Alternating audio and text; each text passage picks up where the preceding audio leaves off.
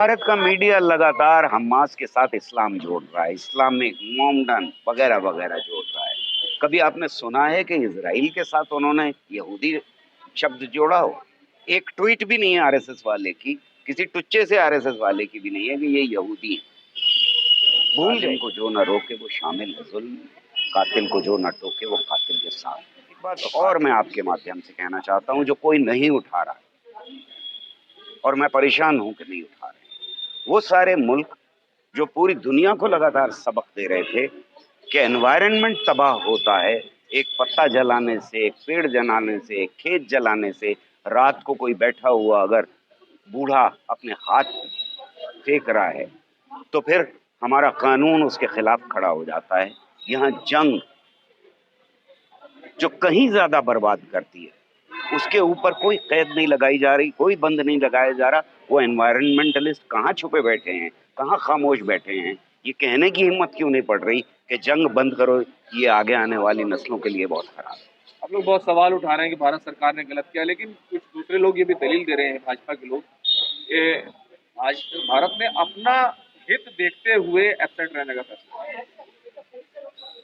अपना हित क्या होता है ये समझना बहुत जरूरी है। ये आरएसएस का हित देखने के लिए किया है, ये समझ में आता है। 2024 के इलेक्शंस की तरफ कदम बढ़ाने की कोशिश है, हिंदुस्तान के अंदर जहर घोलने की कोशिश है, वो हमारी समझ में आता है। लेकिन मुल्क का हित इसमें हरगिज में नहीं है कि वो किसी भी जंग के साथ खड़ा हो। तो ये कि वहाँ जो आप कह रही हैं कि न्यूट्रल रहे और उसकी बड़ी तारीफ हुई, मुझे नहीं लगता कि सिवाय आरएसएस के और गोदी मीडिया के किसी ने तारीफ की हो। मैं तो ये कह रहा हूँ कि इस तरह से प्रोजेक्ट किया जा रहा था कि हिंदुस्तान जो है वो विश्व गुरु बनने जा रहा है, और उसका मतलब ये था कि एक आदमी विश्व गुरु बनने जा रहा है, भारत विश्व गुरु बनने जा रहा है। ये मतलब नहीं था, मतलब ये था कि एक आदमी विश्व गुरु बनने जा रहा है। आज कहाँ है वो 56 इंच का सीना? क्यों नहीं खड़े ये इजराइल के साथ? या क्यों नहीं साफ तरीके से कहते जा करके कि भाई ये जुल्म हो रहा है फलस्तीनियों के ऊपर, जो हिंदुस्तान कहता रहा है? क्यों नहीं कह रहे? इससे ज्यादा वीक सरकार दुनिया भर में नहीं है, और दुनिया समझ चुकी है इस बात को। बाहर हो या अंदर हो, लोग जानते हैं कि ये फॉरेन पॉलिसी भी वीक पॉलिसी है और अंदर की पॉलिसी भी फैशिस्टिक पॉलिसी। इजराइल बार बार कह रहा है कि हम हमास को मिटा देंगे और गाजा पे हमले कर रहा है, तो इजराइल हमास ने जो किया था, क्या ये उसी का खमियाजा भुगतना पड़ रहा है? टैंक आगे बढ़े के पीछे हटे, कोक धरती की बांझ होती है, फतेह का जश्न हो कि हार का सोग, जिंदगी मैयतों पे होती है। इसलिए ए शरीफ इंसानों, जंग टलती रहे तो बेहतर है। मैं ये समझता हूँ कि अगर नेस्तो नाबूद भी कर देंगे, वैसे तो कोई ऐसी मिसाल नहीं है दूसरी जंग के बाद कि जहां किसी ने किसी मुल्क को नेस्तो नाबूद या किसी कौम को नेस्तो नाबूद कर दिया हो। अमेरिका ने बहुत कोशिश की थी कि नेस्तो नाबूद कर दें और अलग अलग मुल्कों में कर दें।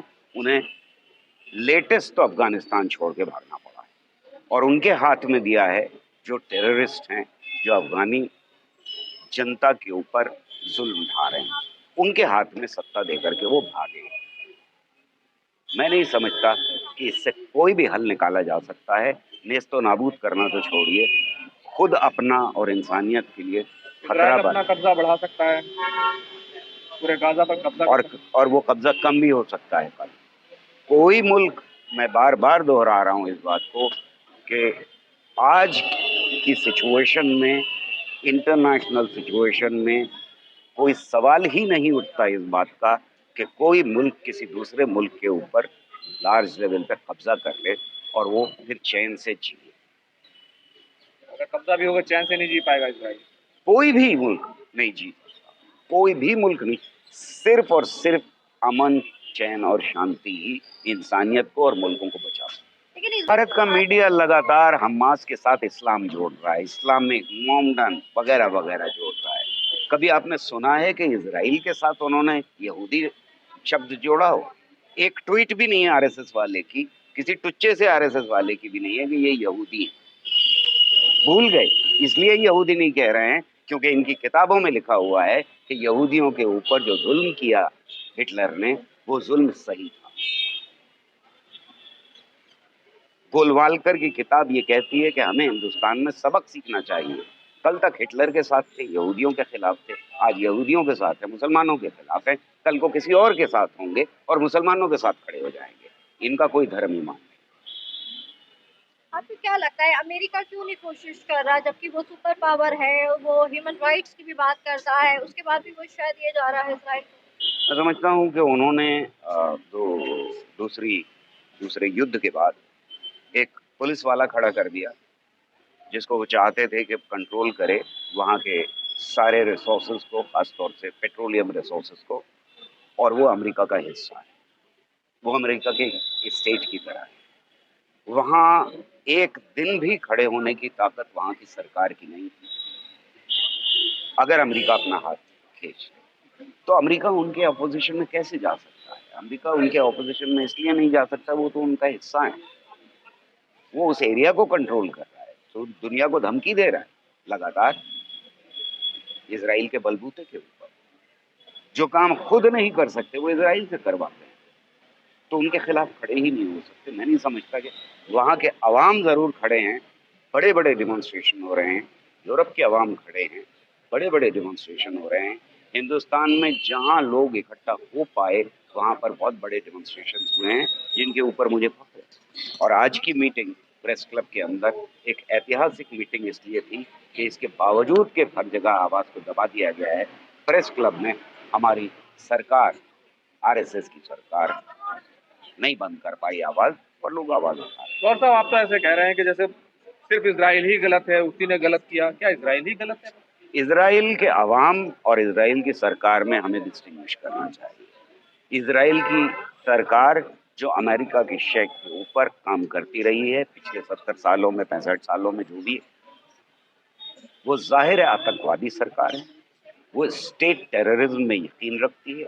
उस आतंकवादी सरकार ने जो गलतियां की हैं वो हम सब भुगत रहे हैं। गलतियां जैसे शुरुआत से लेकर के आज तक हिस्ट्री हमें ये बता रही है कि लगातार उन्होंने नरसंहार करने की कोशिश की है, लगातार लोगों के ऊपर बम गिराए हैं, बच्चों के कत्ल किए हैं, औरतों के कत्ल किए हैं, नौजवानों को पकड़ के बंद किया है, और हुकूक को सिर्फ फिलिस्तीन के अंदर नहीं बल्कि खुद इजराइल के अंदर हुकूक को ख़त्म किया है।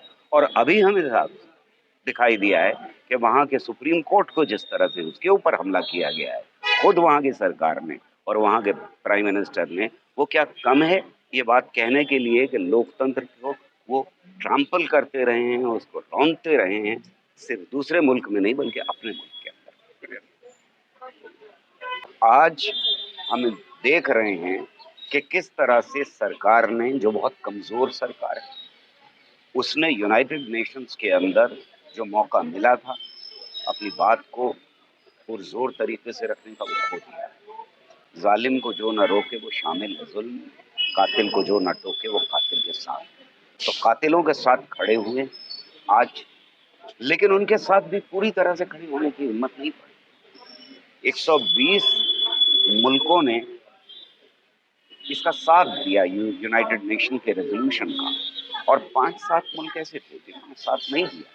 तो ये उन 5-7 मुल्कों के साथ भी खड़े होने की हिम्मत नहीं रखते, 14 मुल्क तो है वो। 56 इंच का सीना हमें दिखाई दे रहा है कितना चौड़ा है। गौर साहब, लेकिन ये तो कहा जाता है कि जो इसराइल है या फलस्तीन की जो जमीन है वो इसराइलियों की है, क्योंकि वहाँ वहीं के लोग थे, वहां से उनको भगा दिया गया था। अभी थोड़े दिन बाद शायद कुछ लोग पागल होंगे जो ये कहना शुरू कर दें कि हम सब अफ्रीका से निकले हैं तो ज़मीन वहाँ की सारी हमारी। तो अगर इस तरह से हिस्ट्री देखने की ज़रूरत है तो भाई कुछ पागलों को का कोई इलाज नहीं किया जा सकता। दूसरी जंग के बाद एक बात बिल्कुल सामने आ गई, वो ये कि अब क्रिस्टलाइज हो चुकी है बाउंड्री नेशंस की, नेशन स्टेट्स बन चुकी हैं, और जंग से कहीं कोई किसी के ऊपर कब्जा नहीं कर सकता। और इसलिए पिछले 65 साल से, उससे भी ज्यादा कुछ साल, ये जंग लगातार चल रही, इसे रोकना पड़ेगा, इंसानियत की बका के लिए रोकना पड़ेगा। इसलिए कि फिर अगर मैं साहिर लुधियानवी के लफ्जों में कहूँ तो मुझे दिखाई देता है कि परछाइयां भी जल जाएं। आज तो ये हाल है, एटमी बलाओं से जिसका जिक्र किया है साहिब ने, ज़मीं की खैर नहीं आसमां की खैर। कोई भी एक छोटे स्पॉट के ऊपर अगर इस तरह से जंग चल रही है, चाहे वो रूस की सरहद के ऊपर हो, चाहे वो फिलिस्तीन की सरहद के ऊपर हो, वो पूरी इंसानियत के लिए, पूरी धरती के लिए, पूरी इंसानियत की बका के लिए एक बहुत बड़ा खतरा है। और इसलिए हमें फौरन इस जंग को बंद करने की कोशिश करना चाहिए।